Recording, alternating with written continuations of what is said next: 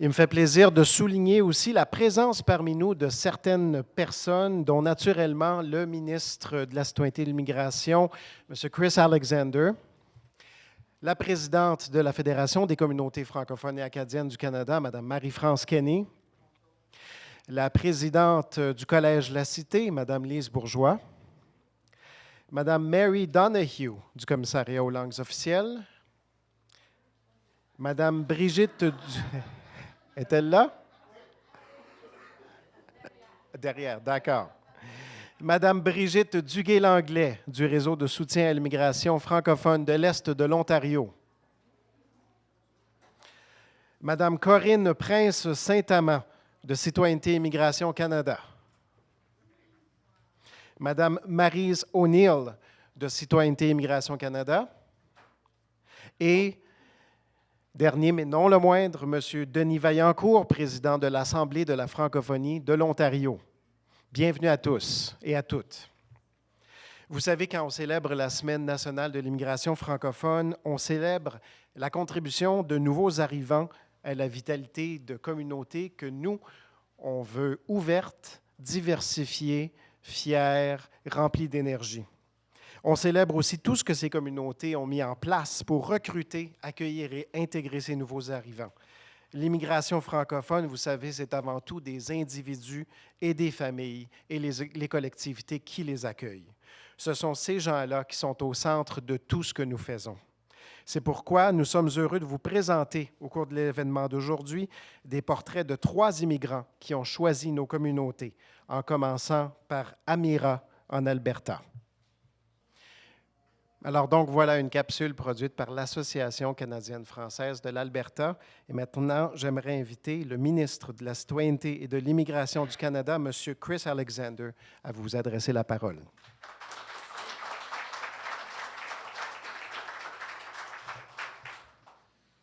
Bonjour tout le monde. Non, mais c'est probablement le plus intéressant.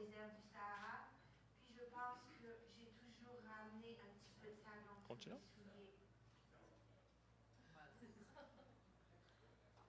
OK.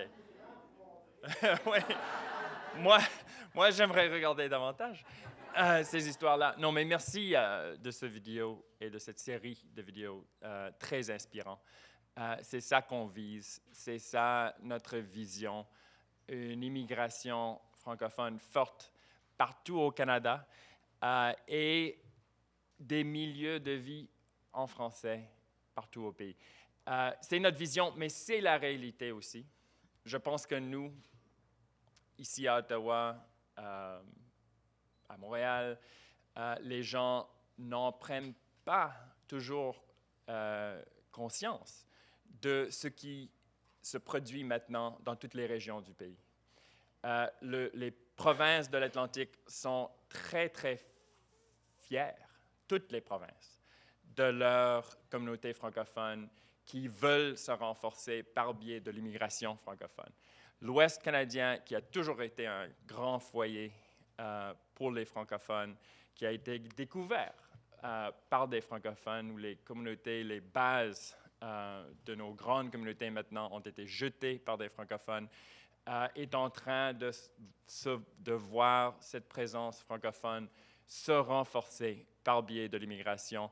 Et l'exemple toujours le plus frappant, c'est le Yukon. Petite population, mais grande présence de francophones déjà, par biais de la migration interne du Québec, de l'Ontario, vers l'ouest, vers le nord, mais aussi par biais de l'immigration. Donc, c'est déjà une réalité. Cela a toujours été une réalité dans toutes les régions du pays. On veut renforcer. On a la vision d'une réalité renforcée partout au pays par biais de cette immigration. Donc, merci à vous tous d'avoir organisé cela. Merci Marie-France pour cette deuxième invitation de suite pour lancer la semaine de l'immigration francophone.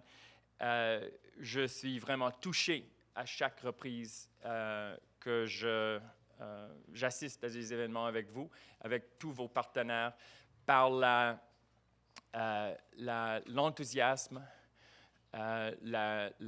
l'esprit de conviction et de détermination avec lesquels vous abordez ces défis avec nous.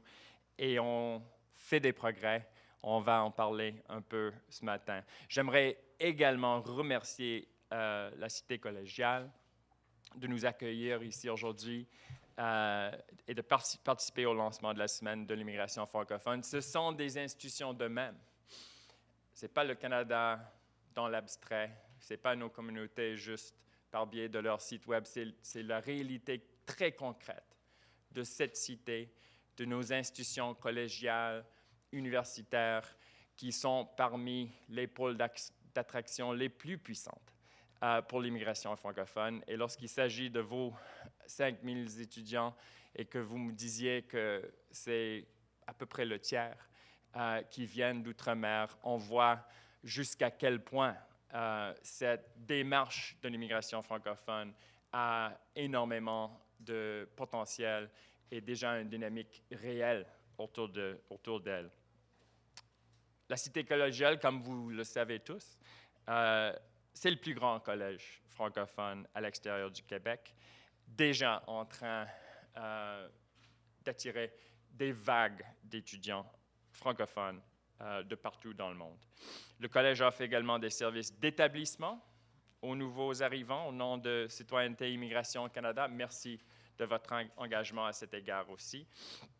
Et de plus, grâce à sa Cité des affaires, vous êtes un pionnier pour ce qui est de réunir les employeurs qui participent à l'accueil et à l'intégration des immigrants.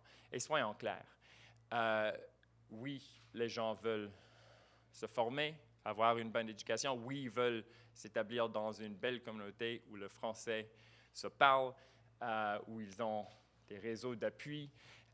Tout cela est essentiel pour encourager l'immigration francophone. Mais sans décrocher un emploi, c'est vraiment impossible de faire la promotion de l'immigration francophone au niveau qu'on aimerait.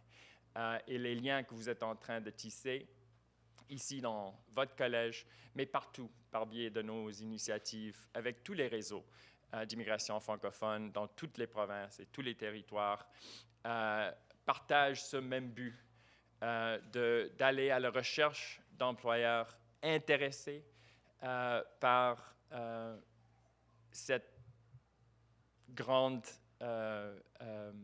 possibilité d'immigration francophone et capable et intéressé d'avoir un partenariat avec nous.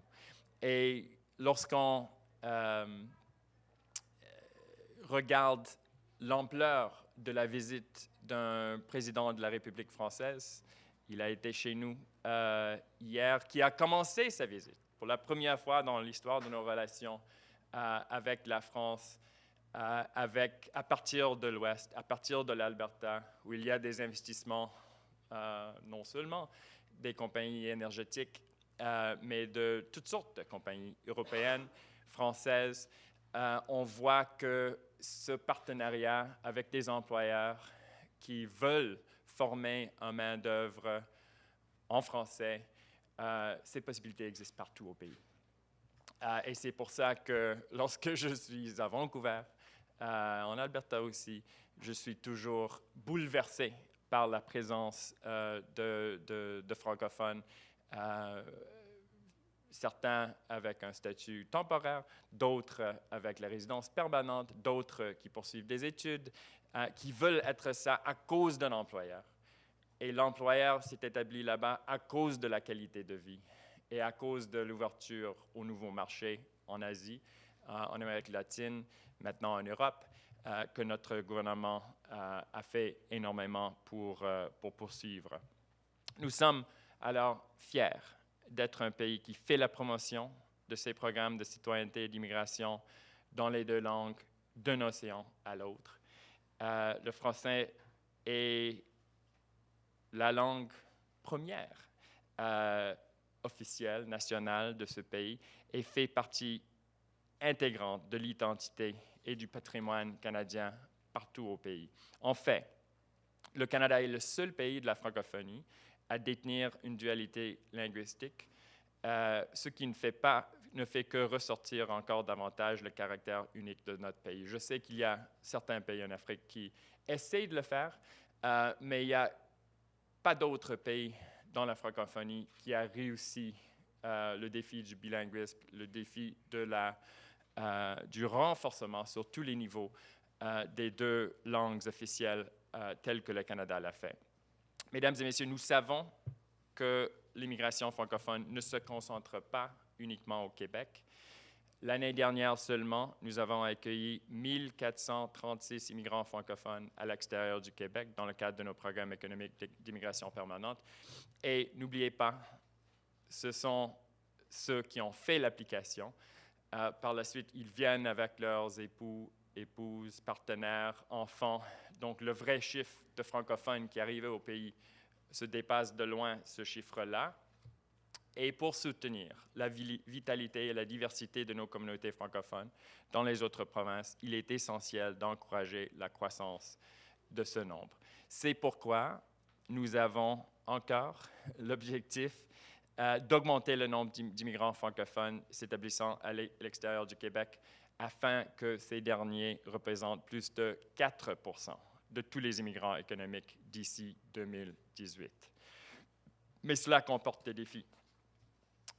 Premièrement, tel que vous avez constaté à partir de vendredi dernier, nous avons un chiffre plus élevé d'immigration que nous visons pour 2015, ce qui veut dire que 4 % la composante qu'on vise pour l'immigration francophone est en train d'augmenter de nouveau. Deuxièmement, on n'a pas au niveau fédéral, pas encore, peut-être jamais, on aura besoin d'un programme particulier pour viser les francophones. On les vise partout par biais de notre programme de travailleurs qualifiés, notre programme de nomination provinciale, notre programme, la classe d'expérience canadienne, et on est en train de voir les chiffres augmenter par toutes ces voies. Mais je ne suis pas satisfait du rythme de croissance. Il va falloir changer pendant les semaines qui nous restent cette année et l'année prochaine, notre façon, notre approche pour mobiliser l'intérêt et recruter les individus et les familles concrets pour atteindre à nos objectifs. Et je vous mets au défi de travailler avec nous pour faire en sorte que ce changement ait lieu, que notre nouvelle approche se traduit en des chiffres encore plus importants d'immigrants francophones et que nous utilisons les nouvelles outils qui nous sommes maintenant, à partir du 1er janvier, disponibles. L'entrée express, c'est un système révolutionnaire pour attirer les immigrants au Canada. Pourquoi? Parce qu'on va faire toutes les étapes du processus en ligne pour la première fois. On passe du monde du papier, des applications en papier, vers le monde des applications numériques. Deuxièmement, on va traiter les applications à partir du 1er janvier dans tous les programmes économiques en 6 mois ou moins, ce qui fait un contraste étonnant avec l'expérience du passé où les gens dans nos programmes principaux pouvaient attendre jusqu'à 7-8 ans. Et troisièmement, on va inviter tous les gens autour du monde qui s'intéressent au Canada d'exprimer leur intérêt en établissant un profil sur notre site Web à partir du 1er janvier et on va sélectionner les mieux à partir de ce grand réservoir de candidats intéressés selon les critères et les systèmes de pointage de nos programmes existants. Mais ça nous met tous au défi. Tous vos partenaires, tous vos clients, tous vos amis, tous vos co-travailleurs ont droit à établir un profil. Tous les étudiants qui sont ici et qui risquent de remplir les critères de nos programmes doivent établir leur profil à partir du 1er janvier. Soyons les premiers à encourager, à mobiliser des milliers de gens autour du monde à s'inscrire dans ce nouveau système pour qu'un des premiers fruits de l'entrée express soit une augmentation importante dans le nombre d'immigrants francophones au Canada. La Semaine de l'immigration francophone, donc, offre une occasion privilégiée de reconnaître l'importante contribution de l'immigration et de nouveaux arrivants à la dualité linguistique de notre pays et à la diversité de notre pays. Le français se parle de différentes façons. Dans les dizaines de pays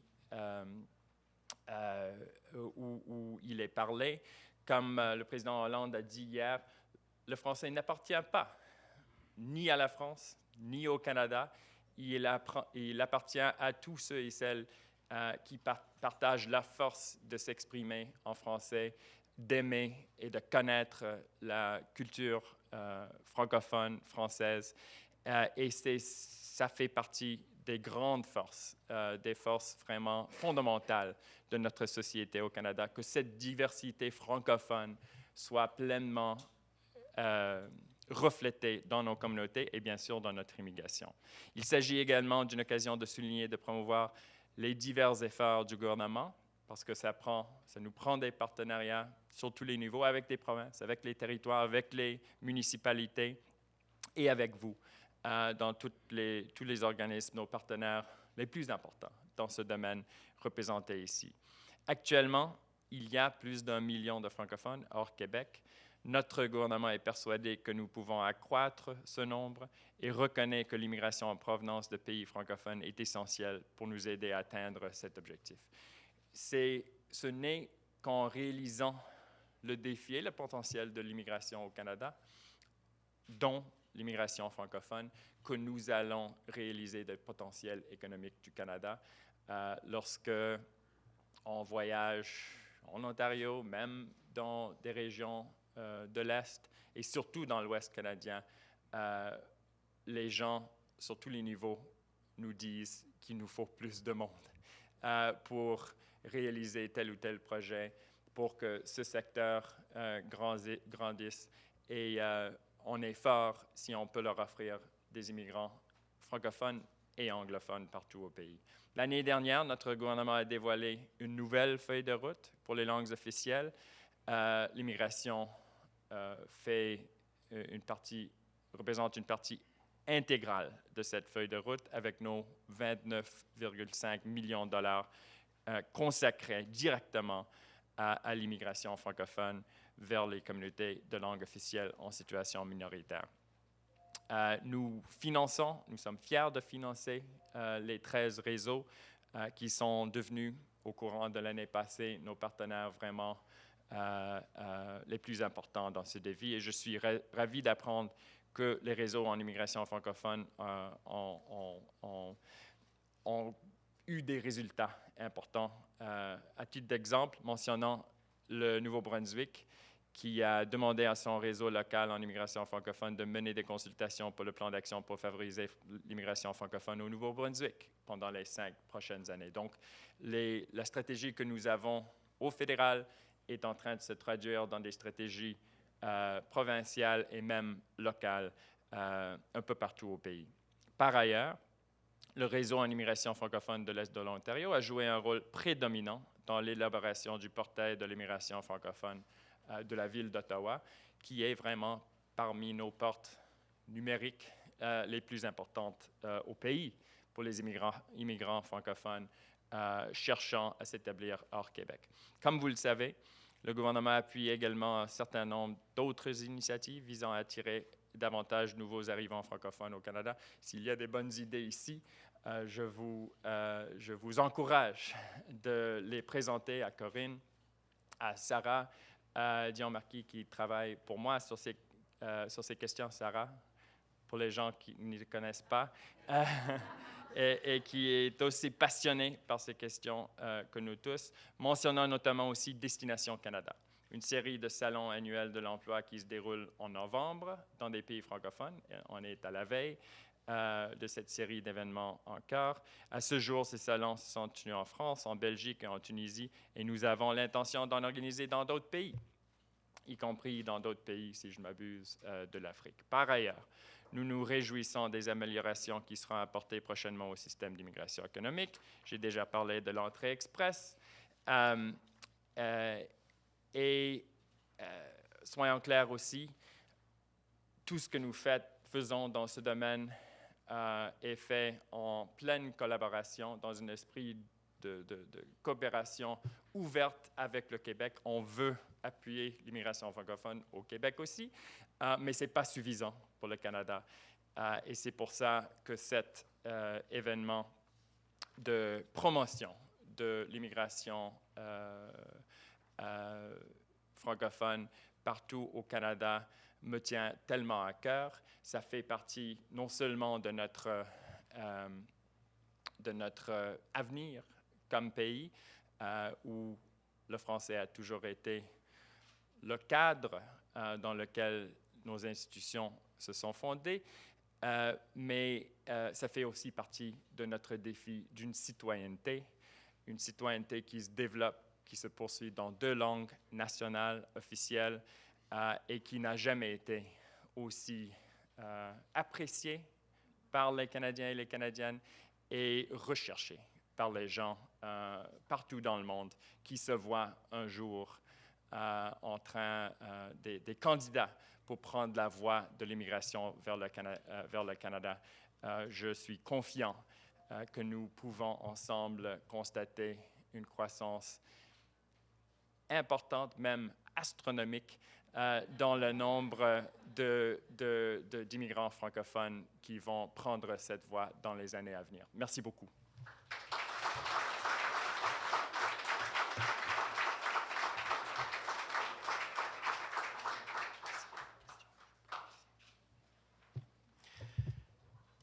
Merci beaucoup, Monsieur le ministre. Vous savez, il y a beaucoup d'intervenants qui se sont sentis interpellés dans les derniers mois par la semaine de l'immigration francophone et nous sommes fiers de compter parmi ses partenaires l'émission TFO 24/7. Dans le cadre de la semaine, TFO 24/7 a réalisé 3 reportages sur les réalités des immigrants des communautés qui les accueillent à Toronto, à Sudbury et à Ottawa. Nous vous présentons en primeur, il n'y a personne qui l'a vu encore, ça n'a même pas été diffusé à la télévision, ça le sera ce soir. Le reportage donc, que TFO 24/7 a réalisé à Ottawa, qui sera diffusé, je vous l'ai dit, à l'émission de ce soir. Je vous présente donc Désiré.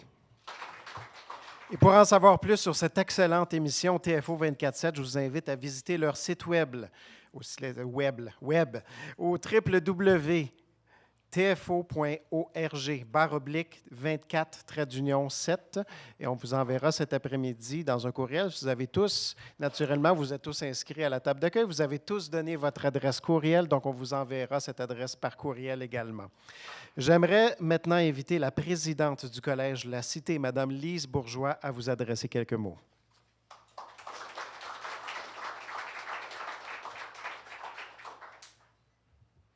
On pourrait se donner rendez-vous au 205 chemin Montréal pour dîner. Alors, bon matin à vous tous et toutes. Et tout d'abord, je voudrais remercier l'honorable Chris Alexander, ministre de la Citoyenneté et de l'Immigration du Canada, à être avec nous aujourd'hui, ici à la Cité. Merci pour vos bons mots. La Cité aura bientôt 25 ans, Monsieur ministre Kenney. Alors, bienvenue chez nous. Et Madame Marie-France Kenney, pas de parenté, présidente de la Fédération des communautés francophones et acadiennes du Canada, Madame Jocelyne Lalonde, directrice générale du Consortium national de la formation en santé et de l'Association universitaire de la francophonie canadienne. Je voudrais saluer aussi M. Denis Vaillancourt, que j'ai vu quelque part. M. Vaillancourt, président de l'Assemblée de la francophonie de l'Ontario, membre de l'Alliance des établissements postsecondaires de la francophonie canadienne en immigration, partenaires et chers nouveaux arrivants, bienvenue à la Cité, bienvenue à vous tous. Et un merci spécial à la Fédération des communautés francophones et acadiennes qui offre l'occasion ce matin au Collège La Cité de vous accueillir ici dans notre collège. Et on est très fiers de des services et d'être partenaires avec vous. Et comme je l'ai mentionné tantôt, on est fiers d'être partenaires avec vous et on veut être un bon partenaire.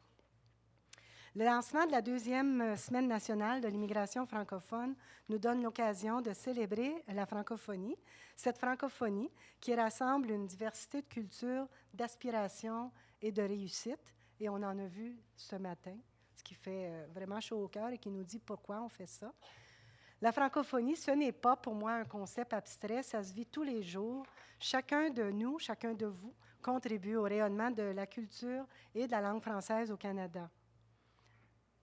Allons-y, faites entendre vos accents, quels qu'ils soient. Je vous invite à venir d'ailleurs aux remises des diplômes ici à la Cité. Et vous allez voir comment c'est beau et comment tous ces accents font la richesse de notre collège. Je suis d'accord avec vous, ministre Kenney, c'est une richesse et c'est une force. Est-ce que j'ai dit le mauvais nom? Non. Excusez-moi, ministre Alexander. C'était votre prédécesseur dans le poste de ministre.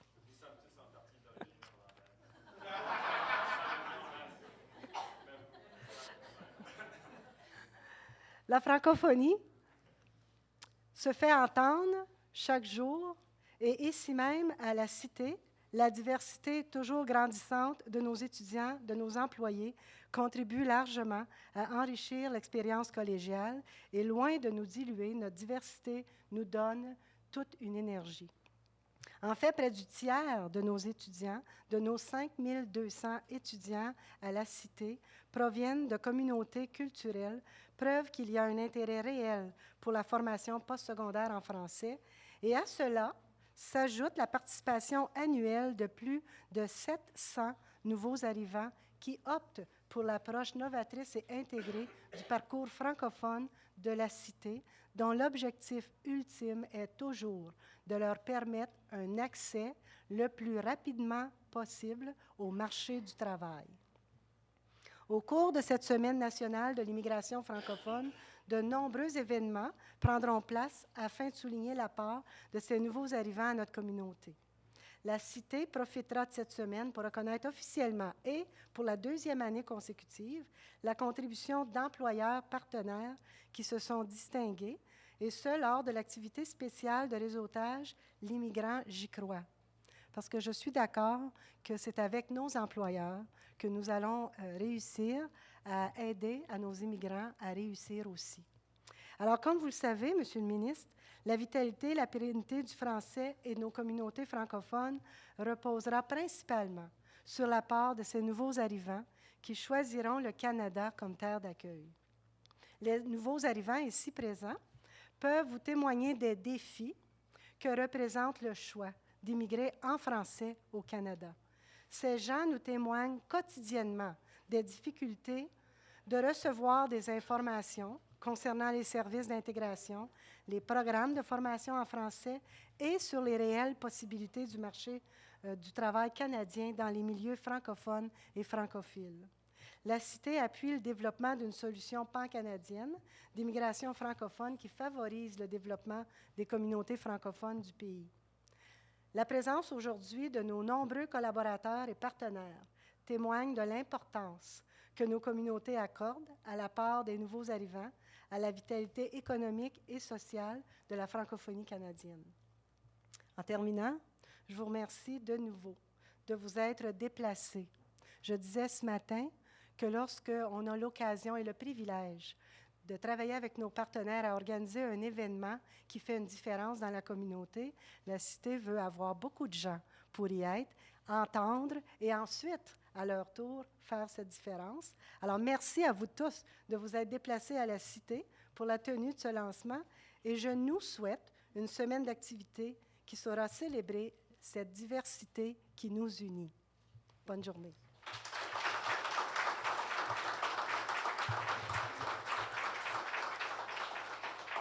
Merci beaucoup, Madame Bourgeois, et merci de nous accueillir ici à la Cité.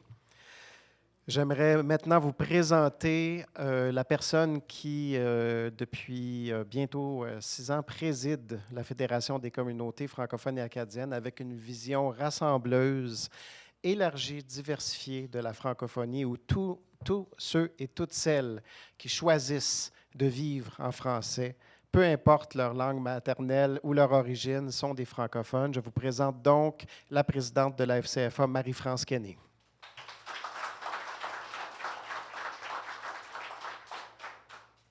Merci beaucoup, Serge. Je pense que c'est la première fois que tu es aussi gentil avec moi.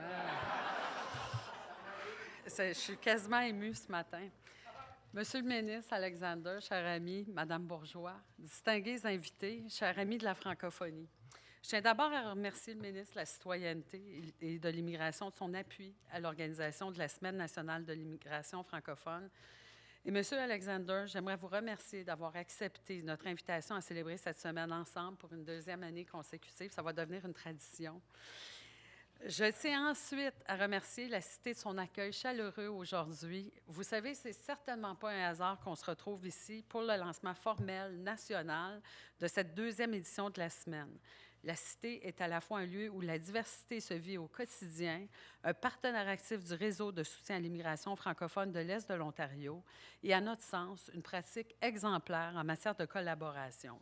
Le modèle du parcours francophone développé par la Cité met l'immigrant au centre de tout et mise sur l'ensemble des ressources en français et collaboration au sein de nos communautés, au niveau de l'accueil, des services d'établissement et de l'intégration pour garantir la réussite de l'immigrant. Nous sommes donc heureux de tenir cet événement de lancement ici au Collège et d'avoir l'occasion de promouvoir ce modèle. Cela correspond à ce que nous faisons avec les 13 réseaux en immigration francophone qui sont actifs à la grandeur du pays, rassembler autour de l'immigrant les ressources et le savoir-faire d'une grande variété d'intervenants actifs dans plusieurs secteurs comme l'éducation, la santé, la justice, la culture, le développement économique et l'employabilité. Je me permets une parenthèse ici. Je peux pas trop insister sur l'importance de ces réseaux et des structures mises en place. Je sais, je pense que c'est Mme Duguay, Brigitte Duguay qui est ici. Merci d'être là. Le travail et l'importance, merci, des réseaux et des structures qui sont mises en place. Et elles sont là, les réseaux, les structures sont là, sont efficaces. Est-ce qu'elles sont parfaites? Est-ce qu'elles peuvent être améliorées? Certes, elles peuvent être améliorées, mais c'est seulement en travaillant ensemble, tous, en les renforçant, en les consultant et en les utilisant au maximum qu'on va y parvenir, sans jamais perdre de vue que l'important, ce qui prime, c'est l'accueil, l'intégration et le bien-être des immigrants et de nos communautés. La Semaine nationale de l'immigration francophone est jeune. Elle n'en est qu'à sa 2e année, mais les communautés francophones et acadiennes travaillent le grand chantier de l'immigration de façon concertée depuis près de 15 ans. Les défis demeurent nombreux et les enjeux sont pressants. Mais nous avançons et rien ne nous fera lâcher prise. Après tout, c'est la francophonie de demain que nous sommes en train de bâtir. C'est aussi ça que nous célébrons au cours de la semaine, tous ceux et celles qui, dans des communautés francophones partout au Canada, travaillent d'arrache-pied pour créer des collectivités accueillantes et mettre en place des services d'appui aux immigrants d'expression française. C'est grâce aux 13 réseaux en immigration francophone et à tous les partenaires qu'ils rassemblent que nous pouvons aujourd'hui parler d'un secteur d'établissement francophone qui n'existait pas il y a 15 ans et des initiatives de promotion, de mobilisation et de recrutement mises de l'avant par ce secteur. Nous célébrons tous ceux et celles aussi qui ont choisi notre pays et nos communautés et qui veulent y contribuer, qui ne demandent qu'à faire partie de notre essor et de notre avenir. Nous célébrons enfin combien nous avons changé au cours des 15 dernières années, depuis que nos communautés ont fait de l'immigration une priorité nationale. En février dernier, le mois de l'histoire des Noirs a été souligné en français, en Atlantique, en Ontario et dans l'Ouest. En août, pour la première fois, le Congrès mondial acadien incluait des rencontres de famille pour les néo-acadiens. En Colombie-Britannique, on a choisi cette année d'aller au-delà de simplement inviter les nouveaux arrivants aux activités du réseau en immigration francophone. On a déployé des efforts significatifs pour les écouter, créer un dialogue, entendre leurs préoccupations. Le thème retenu pour la semaine par la communauté francophone de l'Alberta, qui célèbre près d'une trentaine d'activités à l'échelle de la province, résume très bien ce qu'est devenu l'immigration pour nos communautés. L'immigration, c'est l'affaire de tous. Ce thème, nous l'aimons parce qu'il parle de ce nous collectif qui s'élargit et qui inclut tous les individus qui choisissent de vivre en français, peu importe leur origine et leur langue maternelle, ainsi que la communauté d'accueil elle-même. Vous savez, la FCFA célébrera l'an prochain ses 40 années d'existence. Et en prévision de cet anniversaire, je m'entretiens avec des francophones partout au pays, des jeunes, des moins jeunes. Et je leur demande comment ils vivent leur francophonie et où ils la voient dans 40 ans. Je vous présenterai le résultat au 40e anniversaire de la FCFA, mais je m'aperçois que dans plusieurs cas, surtout chez les jeunes, cette francophonie élargie, plurielle, existe déjà. Ils la vivent chaque jour et je trouve ça très inspirant. Il y a près de 100 activités au programme de la semaine cette année. Je vous invite à en prendre connaissance et à y participer. Je tiens aussi à remercier tous ceux et celles qui ont répondu à notre appel et qui se sont mobilisés pour organiser ces activités chez eux, dans leur coin de pays, pour célébrer cette semaine. Nous nous sommes donnés avec la semaine, non pas uniquement une occasion de célébration, mais un outil puissant de sensibilisation. Et ça, on l'a entendu de nos communautés à la suite de la semaine l'an dernier. Les activités sont un moyen de sensibiliser la communauté d'accueil par rapport à toute la contribution que peuvent apporter les immigrants et aussi un moyen d'informer les nouveaux arrivants sur les services d'accueil, d'établissement et d'intégration qui existent en français et à leur portée. Monsieur le ministre, l'an dernier, vous nous avez demandé de mettre le gouvernement au défi en matière d'immigration francophone. Et on vous a écouté et on vous a mis au défi. Cette année, c'est à mon tour, pas de vous mettre au défi, mais de nous mettre tous au défi. Parce que le travail en matière d'immigration francophone doit se faire de façon collaborative et concertée entre les gouvernements et les communautés. Et je me rappelle, l'année dernière, Monsieur le ministre, vous aviez parlé de 5 %, aujourd'hui de 4 %. Peut-être qu'un des défis que je voudrais nous donner, c'est qu'on le vise, ce 5 %-là, et que si on atteint 4 % et plus, bien, tant mieux. Si on atteint le 5 %, bien, bravo. Et je pense qu'ensemble, en travaillant ensemble, tous les intervenants qui sont ici, le ministère, avec qui on entretient de très bonnes relations, vous-même, et la volonté de tous ceux et celles qui sont ici, nos nouveaux arrivants, les membres des réseaux, je pense qu'on peut y arriver. Et le système canadien d'immigration est en pleine transformation et va générer sûrement des occasions de travailler ensemble pour développer l'immigration francophone. Vous avez parlé d'entrée express. Je nous mets tous au défi de trouver des moyens de pleinement exploiter les nouveaux outils pour rencontrer nos objectifs et nos cibles. Et quand je dis je nous mets au défi, je nous embarque également. Il est certain, il est clair qu'on ne va pas vous dire de porter le fardeau, qu'on va le porter ensemble, mais qu'on va le faire ensemble, rencontrer ces cibles-là. Les vidéos qu'on vous a projetées au cours des dernières minutes nous ont montré des gens qui ont eu l'audace de choisir un nouveau pays. Je disais à Mme Bourgeois tout à l'heure, moi, quand j'ai quitté Montréal pour aller m'établir en Saskatchewan, je me revois avec mes 2 valises et j'étais dépaysée, évidemment. Et j'ai trouvé ça difficile. Et je ne peux pas m'imaginer un nouvel arrivant qui arrive avec ses valises, ses enfants, sa famille, et qui arrive dans un aéroport où s'il arrive bientôt, il va y avoir de la neige, il n'y en avait probablement pas chez lui. Et il va devoir, et c'est ce soutien-là, ce réseau-là, cet accueil-là qui fait toute une différence. Il y a même des communautés où j'entends les gens aller chercher les nouveaux arrivants à l'aéroport pour s'assurer justement qu'il y a un filet, qu'on est là. Ces gens-là font preuve d'une audace. Et ces gens-là, tous ceux qui vont suivre, méritent aussi la même audace de notre part. Et je nous souhaite cette collaboration continue pour atteindre, moi, je vous dirais, je viserais le 7 %, mais on va y aller pour 5 %, je vais être OK avec ça. Mais je sais qu'on est capable tous ensemble. Il va falloir qu'on redouble les efforts, mais il faut utiliser dès maintenant les outils qui sont à notre disposition. Entrée Express en est un, pour trouver les occasions d'y apposer une lancée francophone et faire en sorte... Vous savez, moi, j'étais au Sénat hier soir où je comparaissais, et une des questions, on nous parle du fameux 5 % et la demande importante. Et si on poursuit l'immigration telle qu'on le fait maintenant avec 2 et 98 même si dans nos communautés, on augmente, il y a une croissance en nombre absolu, proportionnellement, nos communautés diminuent. Donc, le pourcentage dans certaines communautés n'atteindra plus le 5 et on va se voir retirer des services en français. Et ça, à mon avis, ça ne contribue pas à l'épanouissement de nos communautés, ça contribue à l'effritement de nos communautés, d'où l'importance de se fixer une cible qui va permettre à nos communautés de continuer à s'épanouir.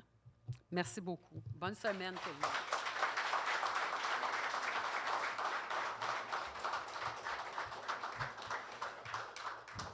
Merci beaucoup, Marie-France Kenney.